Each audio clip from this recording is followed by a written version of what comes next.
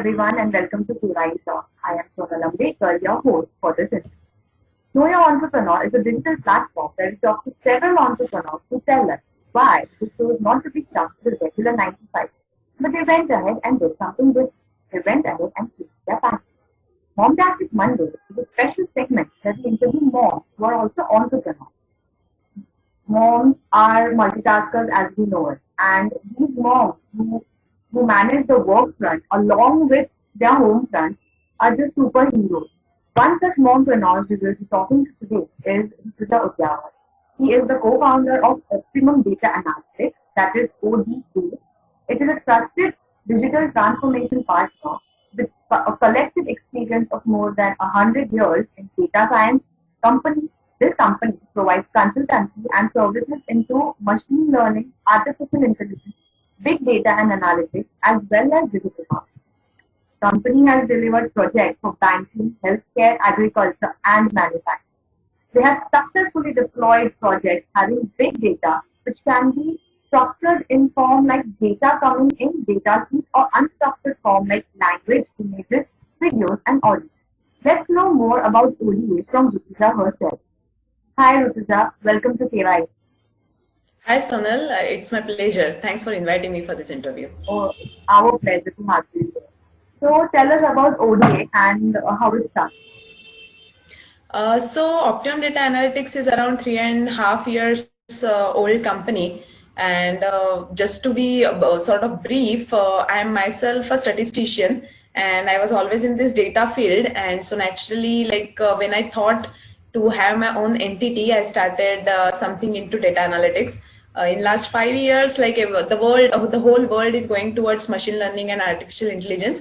And that's why Optimum Data Analytics is into machine learning and AI. So in last 3.5 years, we have worked with multiple partners and clients to deliver the projects as you introduced. And that was really a nice introduction. Thank you so much. And yeah, so that's it. Okay, so tell us, Rutuja, you are a mom. How do you manage both the work front and the home front? How do you strike that balance? All right. So the thing is, for me, I would say it's not much challenging because on execution front, I would say that I'm lucky that I'm blessed with very supportive in-laws, and they take care of my kid not just every day, but like whenever I'm on foreign business tours, they are there, and that's why I'm here. And second thing I would say is that, if I feel that if we are passionate enough, and if we keep telling our kid that what we do and how that impacts the society, kid starts respecting mothers, and that's a really important thing. I feel that kid has to be part of your journey, and that is, I think, I have successfully done. And so these are the two main things I would say. Right, very well said. This point that the kids start respecting their mother more, and they start understanding that what a mother does is important. Mm-hmm.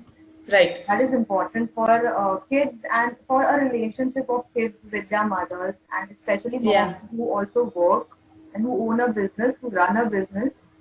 So, right.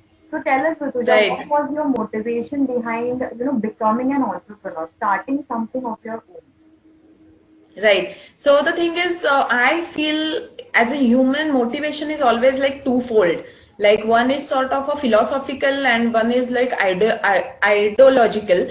So the thing is, let me talk about my idols. So since my childhood days itself, or during my college days, I would say that Tata Group was always my idol. And I had read number of books of biographies of JRD and Jamshedji Tata. And one thing that really inspired me, that how they thought of creating wealth for the country.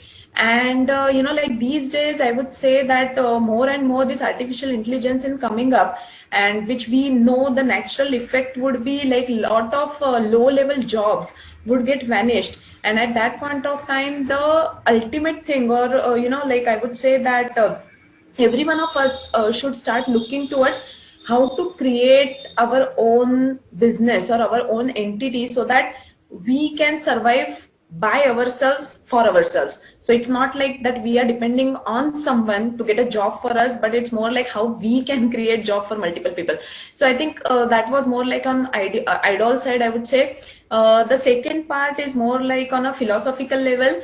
and it is sort of again I would say it's bit related to your first question, that like how I manage both the things. So as a mother, like I mean, so like once a person gets married, so natural thing is inclination is to have a baby, right? To be a mother. So same thing, like as an entrepreneur mind, I always had this wish to have my own entity. So because like when you're working for some other organization, you're working for their goals, not for your goals. And so like if you have seen your goals, then there has to have some kind of incorporation through which you can achieve those goals. And that's why I had this thing in my mind. So those are the two main inspirations, I would say. Beautifully said. So, tell us, what gives you a sense of accomplishment? Like, what gives you a kick that gets you going every morning, that makes you wake up every morning to, go and get it? Right. Yeah. So the thing is, I would say my to-do list, in the sense, like I'm sort of a to-do list type of person. So you would see that every day I have something which I jot down as a day activity, week activity, month activity, and year activity. So I'm not sure whether that's a right business plan or something, but that's how I work. And sorry? It's inspiring to have a to-do list for a day, a week, a month, and a year. I mean, people have a to-do list for today's work, but like this is long-term planning. Right, means like starting from short term, because if you don't have your short term, then you cannot achieve your long term, right? So yeah, and so then like what I do is when I look at my list, so coming back to your question that you asked, that what inspires me every day. So I would say that you actually started off with accomplishment, but like that's sort of a heavy word. So let's start with this inspiration, or what excites me every day. So the thing is, as a business, I have to deliver quality work to my clients. So of course that really excites me, because of the satisfaction they get, and secondly, of course, the money that I get.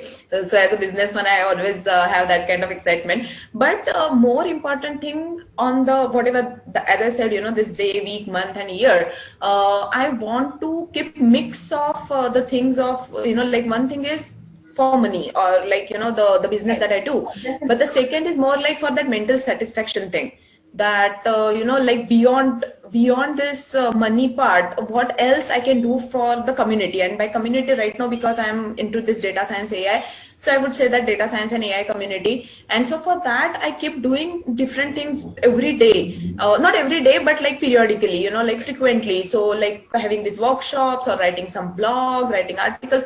So that is something that I feel that it keeps me motivating every day. And so all this boils down to that, my to-do list, and that's why I said like my to-do list keeps me inspiring every day. No, definitely. I mean, this idea of having a to-do list for even not just your short-term goals, but also your long-term goals, so it gets you going, that you know, okay, I have to achieve this by this time, so I have to work towards it. Right. And the thing is, means like the fun part is that because I'm a data science person, right? So this is sort of keeps giving me my own data, in the sense like, so for example, suppose if I keep a to-do list for 6 months, and then after 6 months I revisit and see like how much I have already achieved, or so there are few things that I have missed out on the way, but that's fine. It's like whether to take it on the next time or like just forget them, that's again a decision to make, and that really helps me a lot. Right, of course. So, Rutuja, you said that ODA is 3.5 years old. So, when you started off, when you decided that you were going to start something of yourself, you must have faced certain barriers, certain challenges, some obstacles. And even though you have a very supportive family, there must be some things that have, been a rock in your way, in your path, that have, discouraged you or demoralized you. So how did you overcome these obstacles, and tell us more about these barriers? Right. Okay, so the first barrier I think I would say is that none of my family member, rather I would say like the family, means when I say family member, like my first generation or earlier generation, none of them are in business. So like typical, like service oriented people, and so that kind of mentality was always there. And so that was the first barrier itself, to convince them that okay, this is also a way to do career, and and this can give us the benefits. Maybe we have to be a little patient, but this will definitely give us the benefits. So convince them and make them part of my this journey, make them part of my dream. That was the main obstacle. And as you said, the first question itself was like being a mother and all. So yes, there were a few questions in the beginning, that how you're going to take care of your kid with all these added responsibilities and all. But patience is, I think, key to every success. And so that was the main obstacle. So that mindset was first part. Secondly, because of that, there was no ready platform or ready advices as such, right? So that's why, whatever I had to do, I had to start from scratch. So that was the first thing. Second, I would say that overall my journey, or whatever experience I had, it's more like on that technical front. So so my education means I'm a trained statistician, right? All my degrees and everything is into statistics. After that, all the roles that I've played until now, most of them were onto technical front than the managerial front. So when I started my business, having this having means that having that NDA signed, and this finance, balance sheet, everything so much overwhelming to me. And then I don't say that I'm still expert at it, but right now at least it got pretty settled down. Means at least I know that now what is the next step, and I have to be in touch with my CA, and then if a client comes, then to write that NDA, So so that was one of the obstacles, I would say. Then the third thing is, I would say, the right network. So what happens is, as I said, not just my family members, but most of my connects, most of my I would say friends and their connects, so they were into corporate jobs. And because when you are in corporate job, you create, even in your LinkedIn network, right, most of your people are into corporate, because that's how you have played that role until now. And so because of that, there were always alerts from them that how this thing could be risky, and so and then when you want to start your business and then to grow it, you need to have a right network. By right, I mean at least that appropriate network. And so that switching that network, from these people from the corporate jobs to people who are into startups, or who have clients and all. So that was one obstacle. And finance, of course, means last but not the least, finance. But that is always the obstacle for even for the big enterprises. So so these are the main obstacles, I would say. And like you mentioned that you had to face all these obstacles and to convince your family. Because our biggest supporters is our family. Yes. If you don't get their support, we are kind of not 100% there, even when we're trying. Right. Because right. Some feeling in our heart that, oh, my family is not completely convinced, they're not completely supporting me. Even if I'm going through with it, I need them to have my back. I need them to believe in me. And so like you said, patience is success to key. That is really important here to take note of, because finance is a problem for everyone. And the something that you said, making the switch, networking from the corporate people that you knew, that you were connected with, to going to people who were in a startup and their clients, and to make your own network for your own. That is always a problem. But to know that giving your best and then coming out with flying colors, it's always fruitful. When you put in your hard work and you get the fruit, it always makes you feel better that I did the right thing. It took a time. Yes. Some time. But it's definitely it definitely helps us to gain that confidence. Means that is really important. You have the obstacles, and then you fight with those obstacles, and then you still on your journey. So that gives a lot of confidence. That makes you stronger. Right. Rutuja, tell us, what are the factors at the moment that you think will help you achieve your business aspirations? Right. So there are many factors, Sonal, but one of the important factors that I consider is sort of a consistency or persistence. So what happens is like business is not like your corporate job where like you can get guaranteed monthly income every month. Yes. And in spite of having that short term benefits, if you are still passionate about it, if you are still putting a lot of efforts, by having that long term vision, by having that long term by considering those long term benefits, you have to be persistent and consistent in putting that efforts, and that will only reap the benefits, so that is sort of a main factor according to me. The second is it's like this risk taking ability. So I would consider business as a like continuously running trains, and you don't know continuously running trains of opportunities, and you don't know like which train is fast, which train is slow, which train has higher cost, which has lower fare, whether it's a local or it will take you to the global, so you don't know it, and at that point of time which train to take is like a risk, right? And you consider something means, and then you find out that okay, this fare was pretty high and it is still not taking me to anywhere, like it's just taking me to the next station. It may happen, but then you can always get down on that station and catch the next train, right? But understanding that okay, this is a failure, but like there are opportunities later, but the point is that this is a so your risk taking ability has to be there, otherwise it's not possible.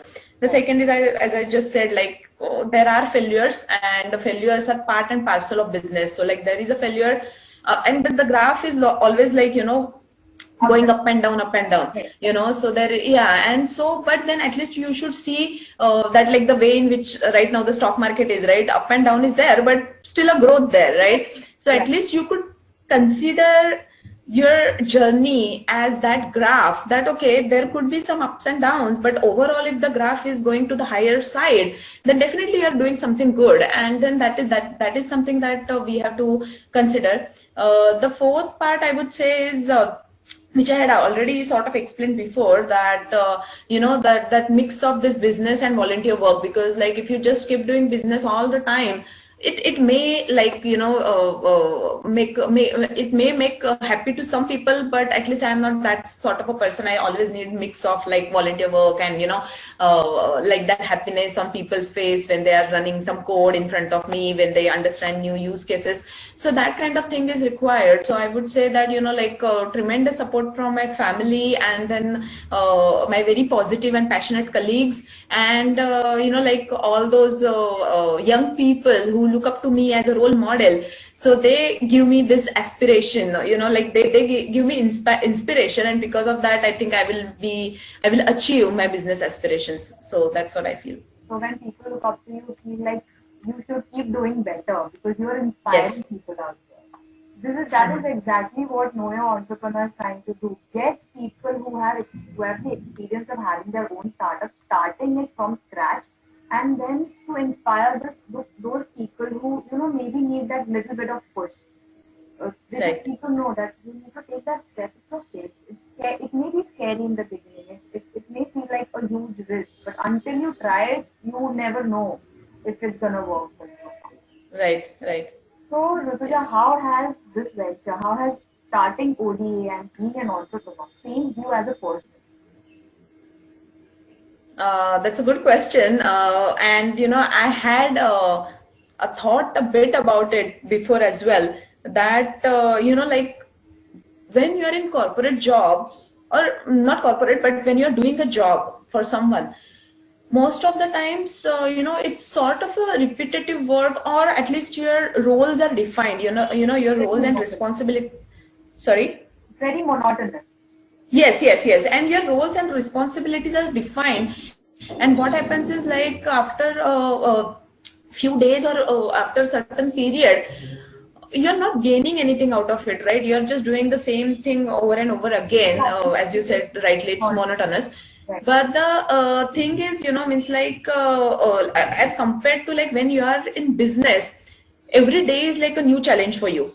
The thing is, like there are like a lot of soft skills which are required on day-to-day basis over and above the technical skills that you have. So like so I'll mention about a couple of them. So first thing is patience. So I would say that, like when you are in very intense discussion with your client and you're about to win that project, so at that point of time you need to be like very patient. Like they might have like lot of different sorts of questions which you might think like some of them are foolish or some of them, like, but you still need to be like very patient. You need to have that right mindset and right words to win that project, like. So I think I was not that much patient before. Yes, I'm a meditation type of a person, but still I think I didn't have that much patience before. But these days I have to do meditation every day, so to become that much patient. And that's a good part of it, because like yeah, because doing meditation is, of course, it's going to help me itself, but like but now there is a motivation that I have to be patient, so I have to do meditation, like maybe I haven't thought about it before. So that was one thing. Second soft skill I would think of is sort of a sales and negotiation skills. So like like many other people, I always used to think that sales is something like a superficial activity, and person has to be like very talkative or aggressive, or but now as a business owner, what I think is, sales is always very effective if your products or services are effective, right? So ideally, if you put a substance in your products and services, if you make that more efficient, and then you are confident about your products, that confidence itself comes on your face, in your body language, and then that sales is very efficient. So somehow I feel that this sales is actually helped me to gain that confidence, to help me to, like build or shape up my startup in a right way. And the negotiation part that I was saying is that, like we generally don't need negotiation in our everyday life, right? Especially you are doing a job, maybe like once in a year when you are doing some appraisal or discussions with your boss. But like over here, it's again sort of a everyday thing, right? Means like negotiation for everything. If you have vendors negotiation, clients negotiation, employees negotiation everywhere. But then I thought it's a good thing, right? Like, because actually if you see in our means leave alone that corporate job stuff, but like as a person, it might happen that sometimes, you have to reject someone or something, but you don't do it, right? Because you're shy, or because you're, like you can't speak up about that because you don't know how to speak up. But and because of that, like especially women, we have seen that, like they are just accepting some unfavorable situations or unfavorable people in their life because they don't know how to negotiate in that situation. To me, I feel that this is making me sort of that strong woman, having that negotiation skill, that what to accept and what to reject, and if I want to accept, how to accept. So that's really making a good impact. Very well said, I must say. So, given your experience, I'm sure you, after the obstacles and barriers you told that you faced and you overcame them all, I'm sure you must have some words of wisdom to give out to the people out there. Like I said, there are people out there who have ideas, who have the skill, who can become good businessmen, businesswomen, but they just don't have that inspiration or motivation to go ahead. So, what would you say to these? All right. Okay. Okay. Means whatever experience means, you know what, Sonal, I still feel that I'm still learning a lot of things. So I'm not sure whether I would be really a right person to give out that advice. But let me share my experiences.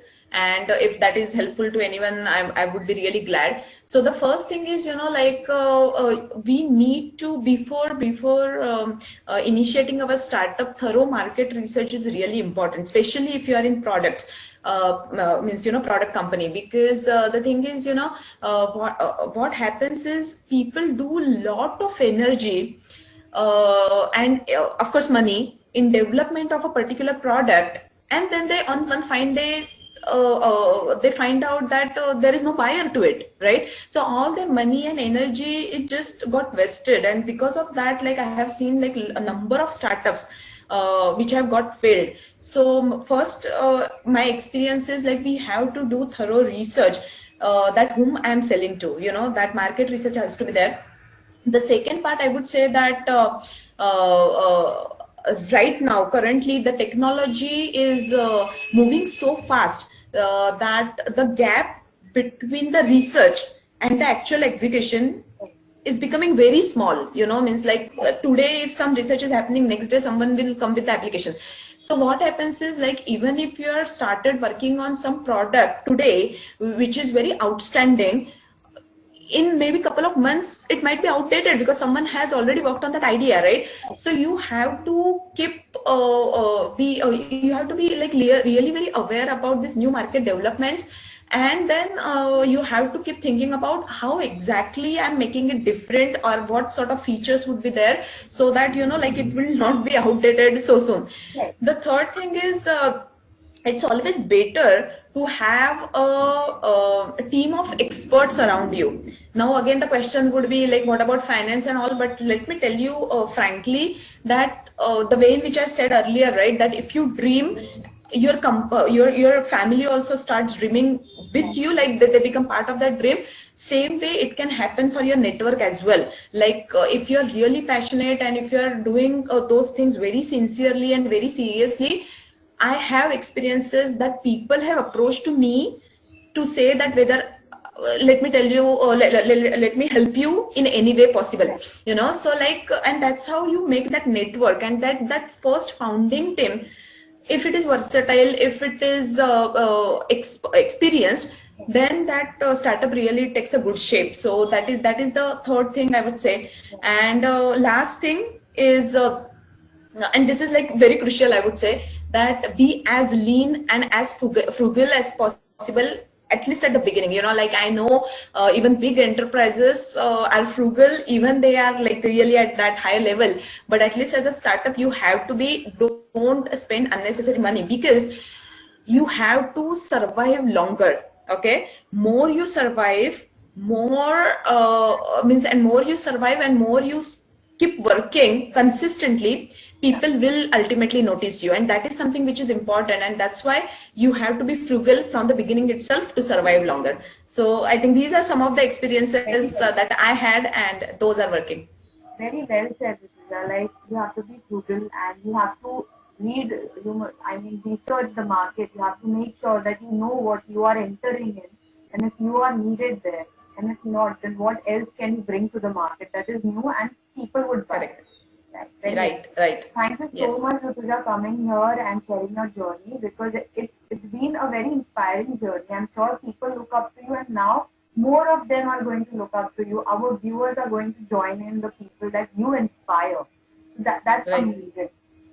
Right, yeah. And thank you for really wonderful questions, because like these questions again helped me to introspect a bit about me and my company.